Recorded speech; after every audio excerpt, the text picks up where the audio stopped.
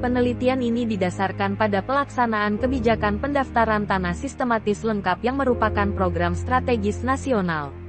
Selain bertujuan memberi kepastian hukum terhadap bidang tanah masyarakat, program PTSL berkonsep membangun data bidang tanah baru dan sekaligus menjaga kualitas data bidang tanah yang ada, agar seluruh bidang-bidang tanah terdaftar lengkap dan akurat.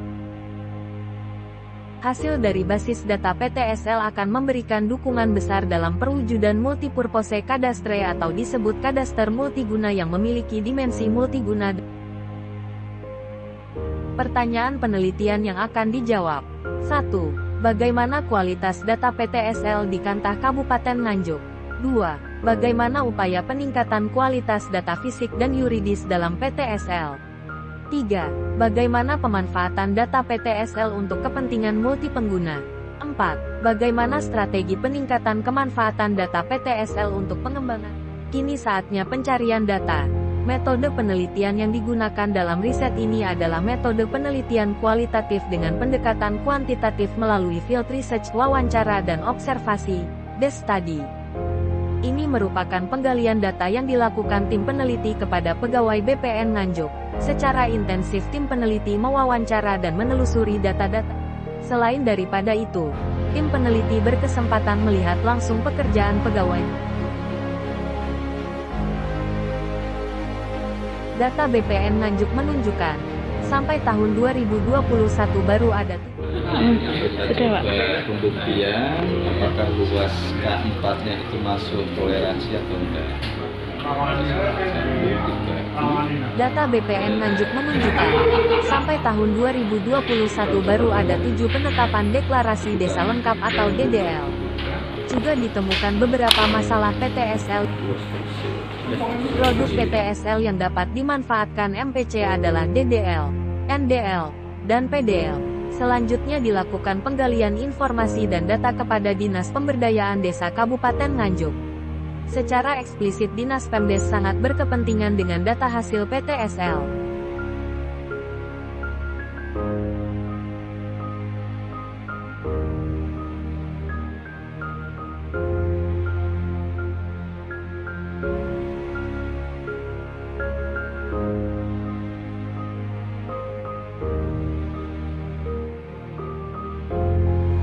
Pertama kan pendaerahan BB itu kami 2014 2 Januari 2014 kita langsung menjalankannya dan lain sebagainya, kita langsung menjalankan sampai dengan hari ini.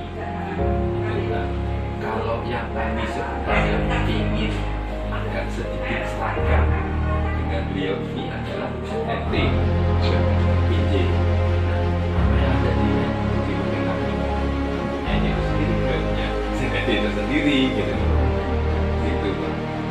Sejauh ini kalau untuk dari 2014 kita dapat 5, artinya ada data spasial dan juga data tekstualnya yang diisi sebelum itu ya, setahu saya ya.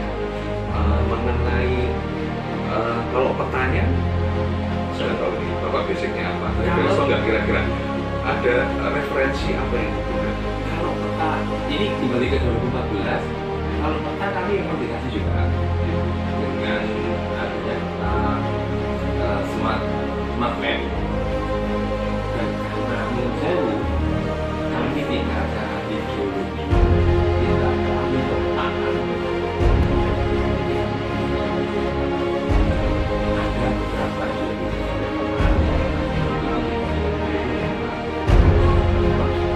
Tapi ada update-nya ada,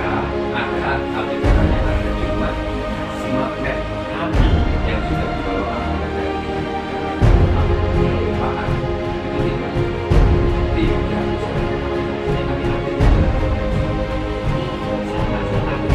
tekstualnya ya ada letaknya, ada bloknya,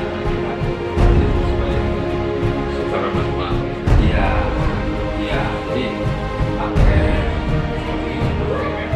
cuma itu tidak bisa kalau smart map yang dikasihkan ke kita dari KPP Pratama itu dia sekian ya. Menawi dari sisi ini kan saya belajar ya, saya kan sempat riset di Cilacap juga. Jadi mereka itu memberdayakan tenaga Karang Taruna untuk membantu kolektif binatang. Nah, di sini polanya gimana strateginya? Di sini masyarakat yang setelah sosialisasi dari BDN, kalau tahun ini kita juga PDSL susah saja. Dan setelah itu kita berdayakan mereka yang daftar yang mohon. Ya, pemohonnya.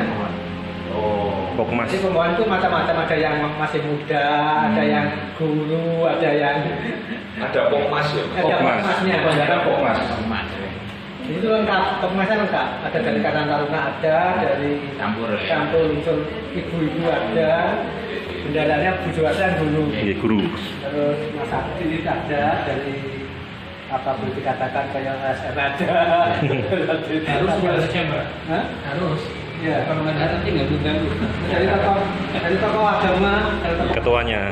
komplit. Untuk pengurus Pokmas. Ini Itu pendaftaran semua ke Pokmas.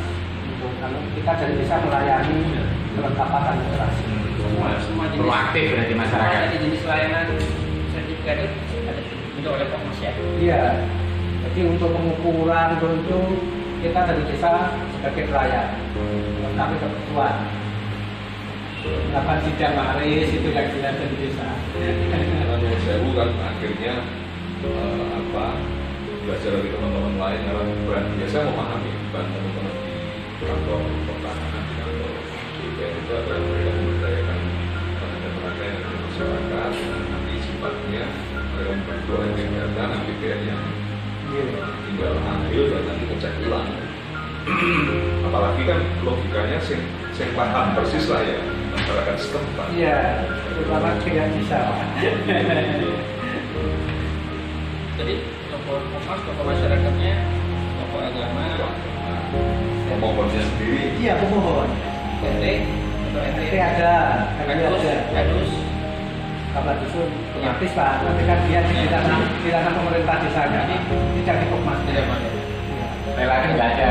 Perangkat nggak ada, Karang Taruna ya. karena rumah ada. Biasanya itu yang aplikasi ya. Iya, aplikasi. Aplikasi ngajari sih ke sepuh-sepuh kan ya. Makanya di Cilacap itu saya melihatnya lah, mereka anak-anak muda yang Yang apa? Mama muda.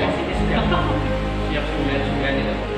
Ya baru yang PDSL. Kalau yang dulu kan mungkin beda ya. Banyak PPSL. Ada duplikasi gitu loh. Kasus-kasusnya. Ada. Kalau namanya Duplikasi sertifikat ada nggak? tidak ada. Nggak ada. Tidak ada. Jadi fungsinya membantu pembebasan gitu. Sosialisasi ke masyarakat juga Pokmas bantu. Kadang-kadang kan ada yang nggak mau. Pendekatan. Oh, iya, membantu pembebasannya. Nanti juga sosialisasi ya.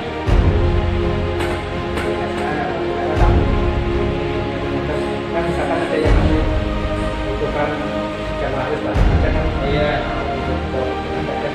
itu ada yang Fasilitasi. fasilitasi itu Ada apa? Enggak. Enggak. Pokmas, Membantu ada. masakan dia yang bisa buat ya, pas yang menyaksikan adanya Pokmas.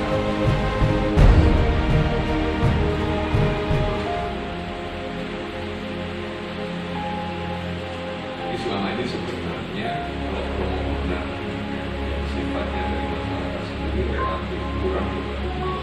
Maksudnya ini mereka mengajukan sertifikat secara pribadi dan cenderungannya menunggu masalah. Ya kita juga kadang menunggu yang agak langsung. Itu hukumnya masyarakat. Karena DPR itu tidak tahap pajak.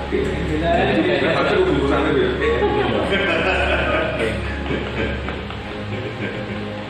Itu yang dikeluhkan sekarang pajaknya Pak. Setelah sertifikat jadi mau balik nama itu yang dikeluhkan. Pajak. Pajak Pajaknya tertanggung. kan nggak sama. Ada yang bisa, ada yang enggak. Yang pokok proses dari nama itu kan sebenarnya. Mas nggak semua loh. Ya, cukup ya. Oh nggih.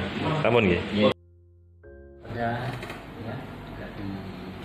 Bapenda, kemudian di PND, Iya, kan. dan juga PUPR. Perbankan ini sebagai pengguna juga mereka perlu data terkait, karena kita juga selain aset reform juga akses reform kan. Nah, selalu ditanyakan oleh pimpinan di atas, tanah-tanah yang sudah terbit sertifikat PTSL mana yang kemudian sudah mendapatkan akses. Nah, ini yang perlu kita laporkan ya, yang selalu diminta. Nah, perbankan ini menjadi penting karena bisa menjadi sumber kita meminta data yang terkait dengan tadi nasabah. Ya. Jadi kita sebenarnya juga perlu berkoordinasi dengan perbankan. Artinya begini, ketika tahun depan kita punya rencana lokusnya terus akan ditetapkan, itu juga bagus kalau kita sounding dengan perbankan ya, dalam rangka untuk mengetahui apakah di areal penlok yang akan datang itu di situ sudah ada masyarakat ya, yang memang dia juga sebagai nasabah, yang juga dia sebagai pengguna atau mendapatkan kredit yang mungkin saya tidak tahu di sini. Kalau di Sumatera itu ya banyak mereka belum punya sertifikat, tapi surat tanah atau SKT-nya itu diterima sebagai agunan di bank. SKT-nya. Kalau BRI wajib sertifikat sekarang. Sertifikat. Kalau di Sumatera, Iya. dari Sumatera sampai sekarang seperti itu. Karena apa? Wacana itu lahir karena dari masyarakat. Pertama yang akan mereka tuju itu uangnya anggarannya tidak besar, sehingga 10, 20, 30, dan mereka membutuhkan dalam waktu yang segera. Sementara kalau surat tanah mereka ditingkatkan, itu diberikan itu uang per bulan, bisa tahun mahal, nggak sebanyak. Nah itu bisa diajukan. Nah, jadi yang kita kembangkan saat itu waktu itu tantangan nasabah itu untuk dibebaskan di sertifikat, dan pembiayaannya dari yang dipinjam itu nanti ada yang